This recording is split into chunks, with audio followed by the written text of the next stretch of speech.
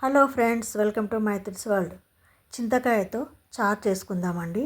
అది ఎలాగో చూద్దాం రండి. దానికోసం ముందుగా చింతకాయలను శుభ్రంగా కడుక్కొని కొన్ని నీళ్లు పోసుకొని స్టవ్ మీద పెట్టి బాగా ఉడికించుకోవాలి. ఉడికిన తర్వాత చల్లారిన తర్వాత వాటి యొక్క పొట్టుని ఇలా తీసుకోవాలి. తీసుకొని వాటి గట్టిగా వాటి నుండి పిండి రసం తీసి పక్కన పెట్టుకోవాలి. ఈ చింతకాయతో చేసిన చారు చాలా టేస్టీగా ఉంటుందండి. మీరు కూడా ట్రై చేయండి.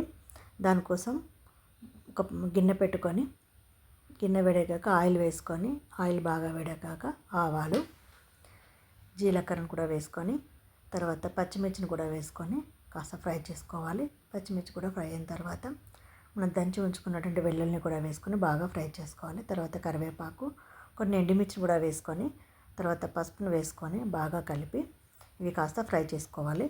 తర్వాత మనం తీసి పెట్టుకున్నటువంటి ఈ చింతపులుసును కూడా వేసుకొని బాగా మరిగించుకోవాలి. మనకు ఎంత అవసరం ఉంటే అంత చూసుకొని కొంచెం పులుపు చూసుకొని అవసరమైతే నీళ్ళు కూడా వేసుకొని పోసుకోవాలి. తర్వాత కాస్త ఉప్పు వేసుకొని పొయ్యి మీద పెట్టుకొని కాస్త మరగనివ్వాలి. ఇది బాగా మరగాలి.